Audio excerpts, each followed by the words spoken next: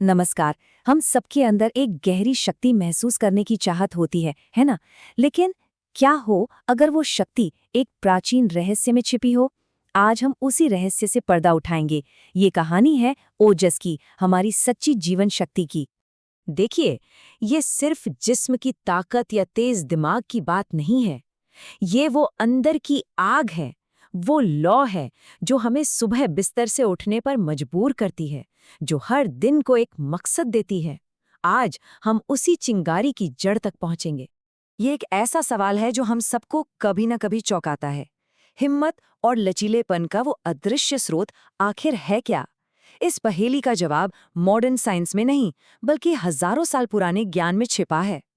तो चलिए शुरू करते हैं ये सफर। हम उस अदृश्य खजाने को खोजेंगे जो हमें जीवन के हर तूफान में संभाले रखता है। इन सभी सवालों का जवाब एक शब्द में छुपा है, ओजस। ये वो महीन, वो सूक्ष्म शक्ति है जो हमारे वजूद को सींचती है। ये सिर्फ एक शब्द नहीं, बल्कि जिंदगी का अमृत है। तो सवाल ये उठता है कि आखिर ये ओजस है क्या भला? चलिए इस जीवन के सार के रहस्य को परत दर परत खोलते हैं। एक मिसाल से समझते हैं। जैसे मधुमक्खियां हजारों फूलों का रस निचोड़कर शहद बनाती हैं, ठीक वैसे ही हमारा शरीर, जब हम उसे सही पोषण और आराम देते हैं, तो वो हमारे सारे ऊतकों को सींचने के बाद जो आखिरी सबसे कीमती चीज बनाता है, वो सुनहरा अमृत, वही ओजस है। और देखिए, ये बात सिर्फ पुराने ग्रंथों में ही नहीं लिखी है। स्वामी विवेकानंद जैसे महान विचारक ने भी ओजस की अहमियत को समझा। उन्होंने कहा, जिसमें बहुत ओजस है वो मनुष्यों का नेता होता है। मतलब ये सिर्फ सेहत की बात नहीं, ये तो चरित्र की, एक मैग्नेटिक पर्सनालिटी की ताकत है। और ओजस का असर सिर्फ जिस्म तक नहीं रहता, ये हमें 3 स्तरों पर बदलता है। शारीरिक तौर पर यह हमें फौलादी इम्यूनिटी देता है। भावनात्मक रूप से यह हमें एक चट्टान की तरह स्थिर बनाता है। और आध्यात्मिक स्तर पर यह हमें एक ऐसा शांत आत्मविश्वास देता है जो दूसरों को भी सुकून देता है। ये मन, शरीर और आत्मा का एक मुकम्मल संगम है। आयुर्वेद तो इससे भी गहरी बात करता है। वो कहता है ओजस 2 तरह का होता है। एक है अपर ओजस, जो पूरे शरीर में घूमता रहता है, हमें रोजमर्रा के काम के लिए एनर्जी देता है। और फिर आता है पर ओजस। ये है सबसे आला, सबसे कीमती। ये हमारे दिल में रहता है और माना जाता है कि इसकी सिर्फ 8 बूंदें ही जिंदगी को चलाए रखने के लिए काफी हैं। सोचिए ये कितना कितना अनमोल होगा। लेकिन एक बहुत बड़ी मुश्किल है। हमारी आज की जिंदगी में कुछ ऐसे चोर छिपे बैठे हैं जो चुपके से, बिना आहट किए हमारे इस कीमती खजाने को लूट रहे हैं। ये चोर कौन है? ये है लगातार काम का बोझ, देर रात तक जलती स्क्रीन्स, गलत सलत खाना पीना। ये सब मिलकर हमारे ओजस के भंडार को धीरे धीरे खाली कर देते हैं। और फिर हम बाहरी ईंधन पर चलने लगते हैं, जैसे चाय, कॉफी, शुगर, जबकि हमारी असली अंदर की आग वो धीरे धीरे बुझने लगती है। तो सवाल ये है कि कैसे पता चले कि ओजस कम हो रहा है? देखिए, जब ओजस भरपूर होता है तो चेहरे पर एक चमक होती है, मन में एक ठहराव होता है।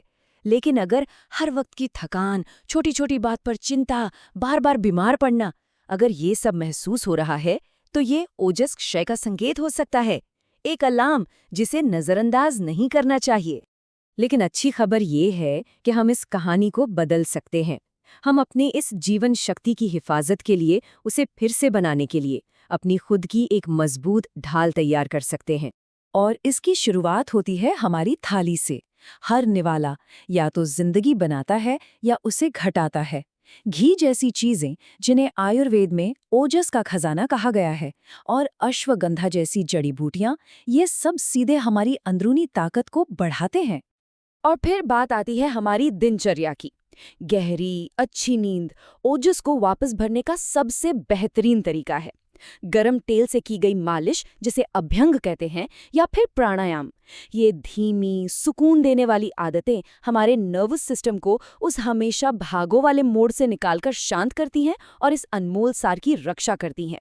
और कमाल की बात यह है कि ये सिर्फ हजारों साल पुराना ज्ञान नहीं है। आज का मॉडर्न साइंस भी ठीक इसी तरफ इशारा कर रहा है। जिसे आयुर्वेद ओजस क्षय कहता है, विज्ञान उसे HPA एक्सिस का असंतुलन कहता है। आसान भाषा में कहें तो हमारे शरीर का जो इमरजेंसी अलार्म सिस्टम है वो लगातार बजता रहता है और आखिरकार थक कर चूर हो जाता है। रिसर्च भी साफ साफ दिखाती है कि लंबा चलने वाला स्ट्रेस हमारी बीमारियों से लड़ने की ताकत को कमजोर करता है और हमें बर्नआउट की हालत में पहुंचा देता है। ये तो वही बात हुई जो हमारे ऋषि मुनियों ने हजारों साल पहले ओजस के बारे में कही थी। ये विज्ञान और आध्यात्मिकता का कितना अद्भुत संगम है ना? तो जब हम ओजस को फिर से बनाते हैं, उसे सहेजते हैं, तो क्या होता है? हम सिर्फ शारीरिक रूप से मजबूत नहीं बनते, नहीं, हम कुछ और ही बन जाते हैं। ये सिर्फ ज्यादा देर तक काम कर पाने या बीमारियों से लड़ने की बात नहीं रह जाती। ये तो अपने अंदर की एक बहुत गहरी शक्ति को जगाने जैसा है। हम अटूट बन जाते हैं। जी हाँ, अटूट। जिंदगी की मुश्किलें आती हैं, तूफान आते हैं, पर वो हमें जड़ से हिला नहीं पाते। हम अपनी शांति और ताकत के केंद्र में स्थिर रहते हैं। जिस इंसान में ओजस भरपूर होता है, उसकी आभा ही अलग होती है। उसकी ताकत में एक नरमी होती है, उसके धैर्य की कोई सीमा नहीं होती और उसकी मौजूदगी में एक अजीब सा सुकून, एक शांत खिंचाव होता है। वो बिना शोर मचाए नेतृत्व करते हैं और अपनी करुणा से दूसरों को हिम्मत देते हैं। हमारी ये जीवन शक्ति एक पवित्र ज्योति की तरह है। अब ये हम पर है कि हम इसे आज की तेज हवाओं में बूझने दें या अपने सही फैसलों से, अपनी आदतों से इसे और भी प्रज्वलित करें। ये चुनाव हर दिन, हर पल हमारा अपना है।